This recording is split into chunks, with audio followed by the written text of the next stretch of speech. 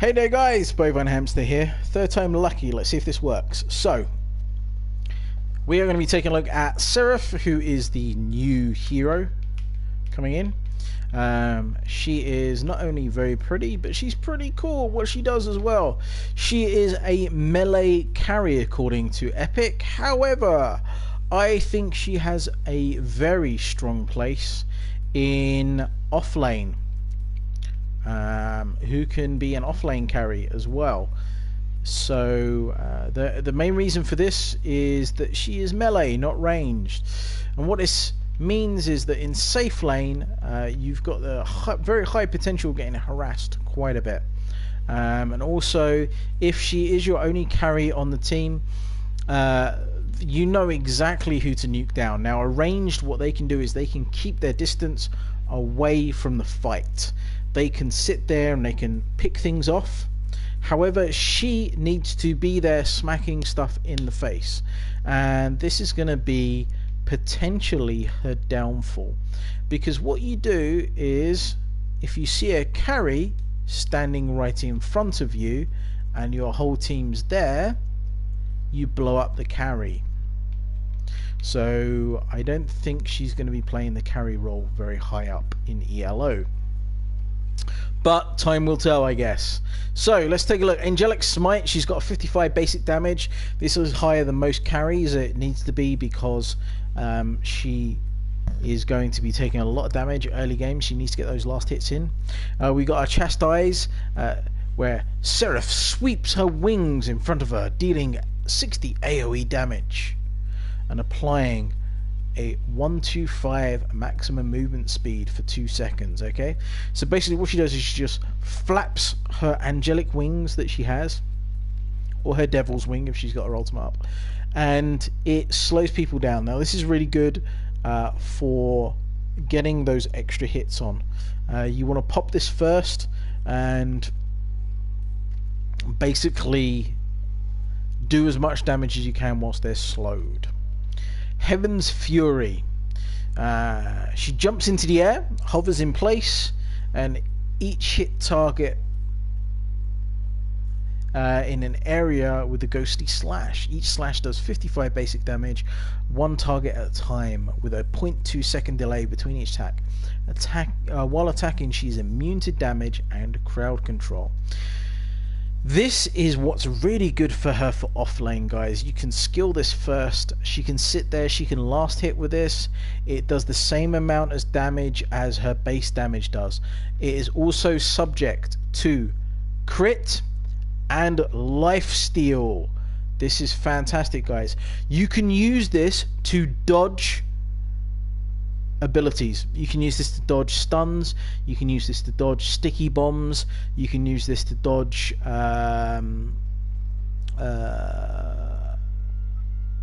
loads and loads and loads of things. Murdoch's ultimate. You can even use this to dodge Murdoch's ultimate.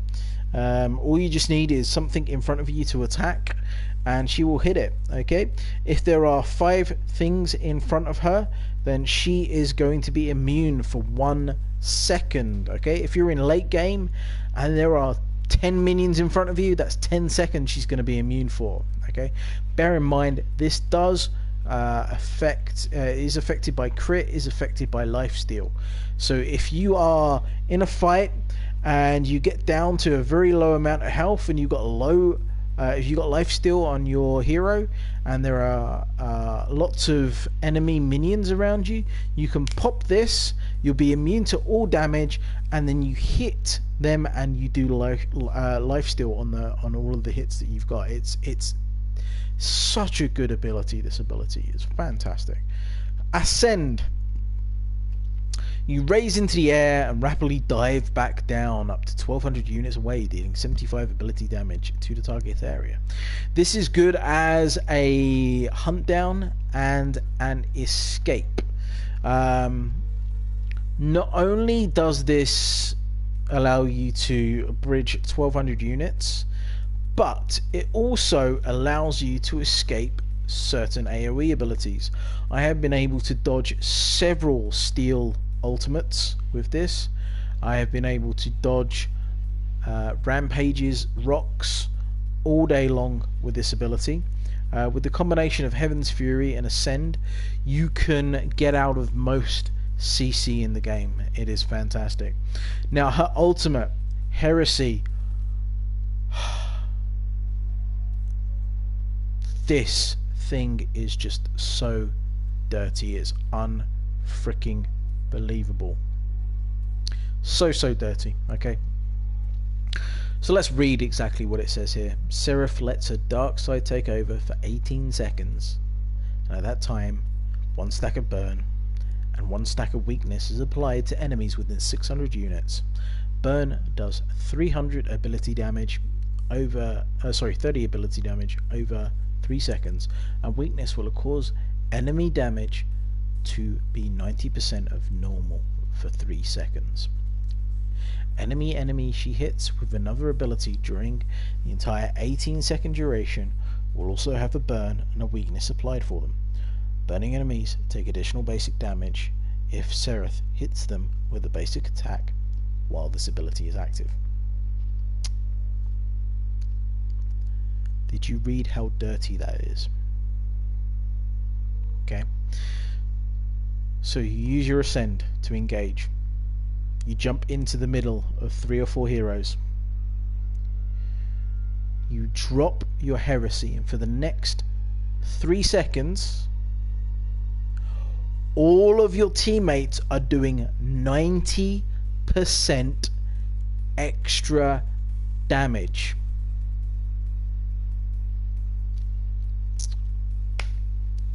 If you have a decker on your team that can enclose 2 or 3 people, and you can jump in, pop your Heresy, and you've got maybe a howitzer, everyone is dead. Everyone is dead. I don't care who you are. Every single person is in dead. 90% extra damage for everyone within 600 units. Then you get the same amount when you're hitting them with your basic attacks.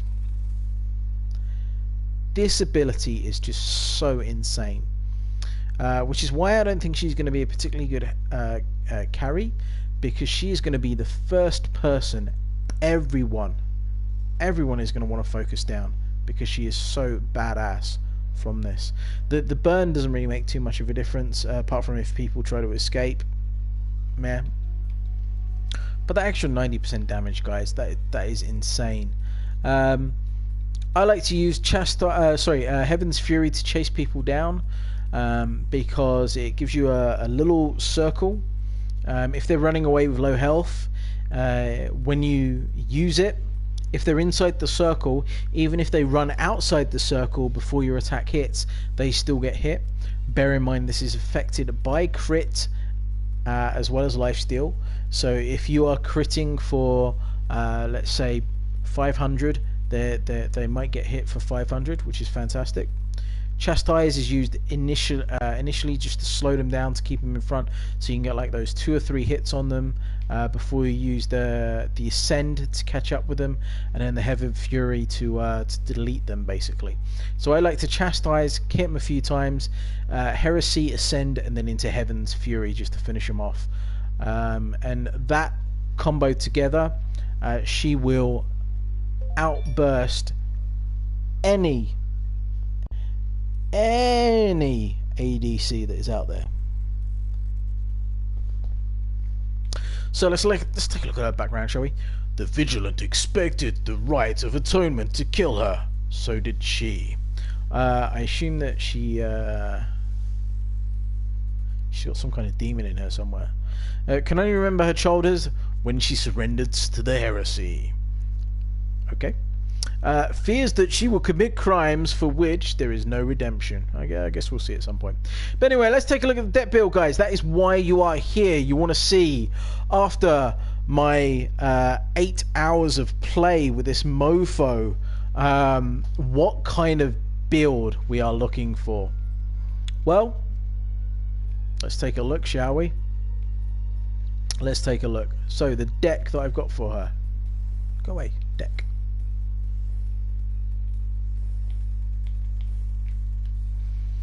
Here we go.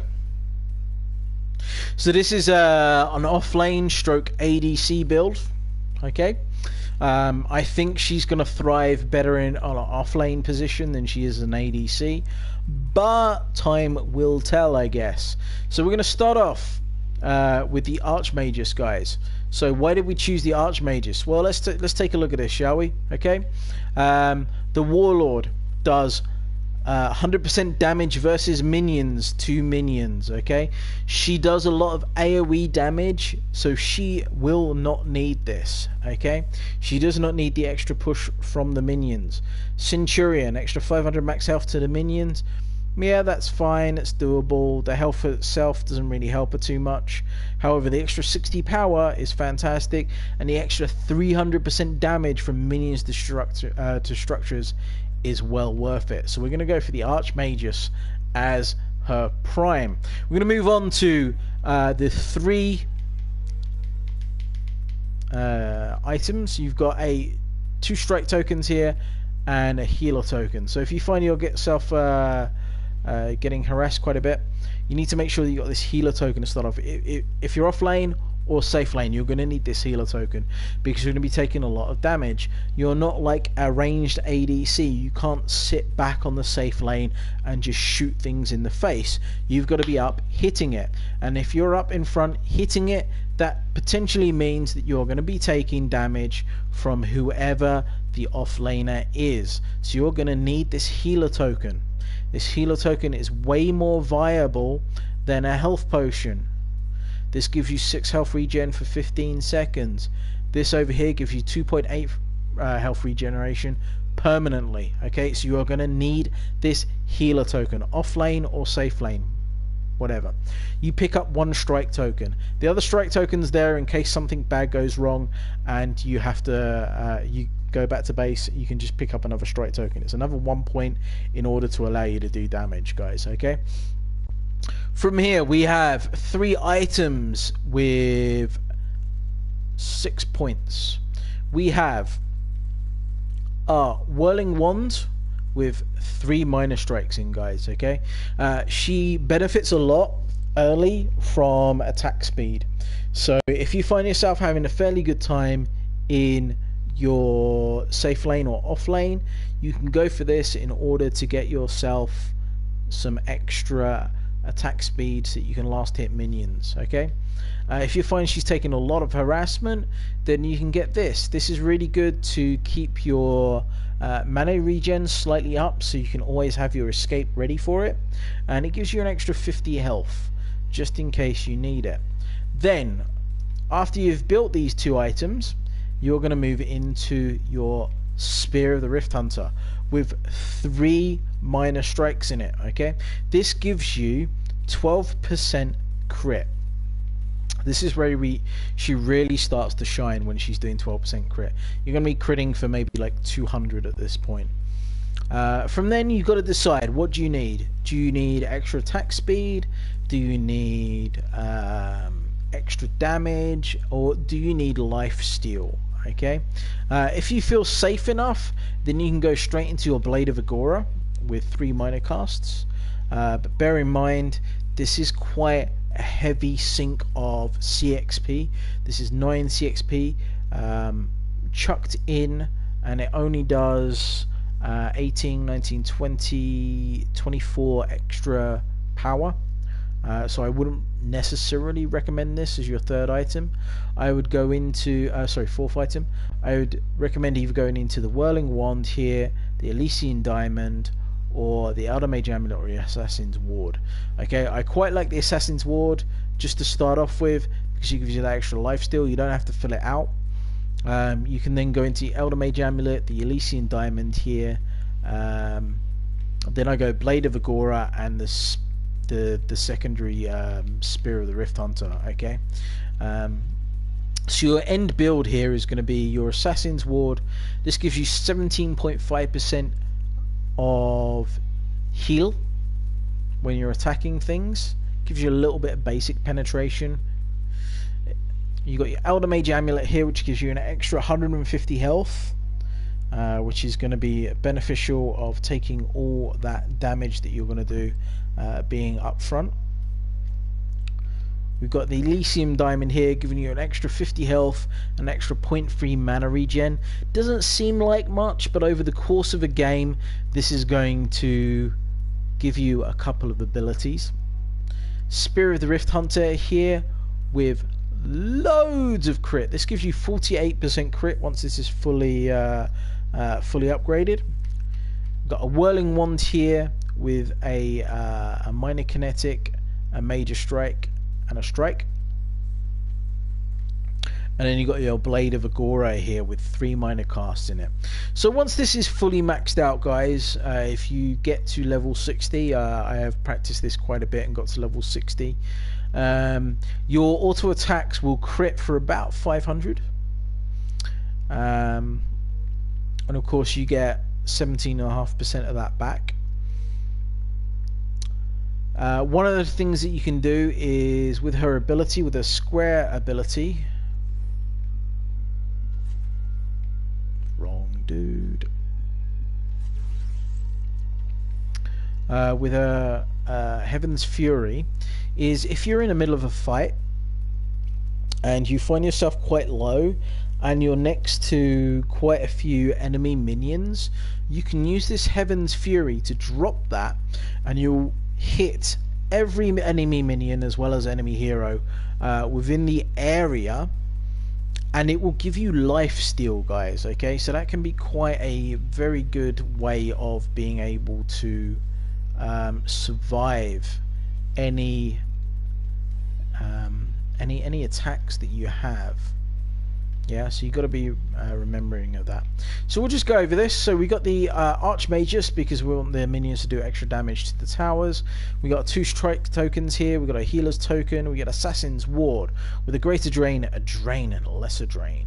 We got Elder Mage Amulet here with a minor strike, a strike, and we've got a major cast. We've got Elysian Diamond here with 3 minor casts in. We've got Elysian Diamond here with 3 major casts in. Spear of the Rift Hunter here with 3 major runes in. We've got Spear of the Rift Hunter here with 3 minor strikes. We've got a Whirling Wand here with a major kinetic, a cast, and a minor strike. Or minor cast doesn't really make too much of a difference. A Whirling Wand here with 3 minor strikes, and a Blade of Agora with 3 major casts. So this is the build that I've come up with so far. I will say it is subject to change based on further experience, but I just wanted to get this out ASAP so that you guys kind of understand how our abilities work, how they synergize together, and how you can use these to your advantage. Anyway, guys, let me know how you get on with this build. Like, favorite, and subscribe, and let me know if there are any other heroes that you would like to see me working on. Other than that, guys, thanks for watching. Take care.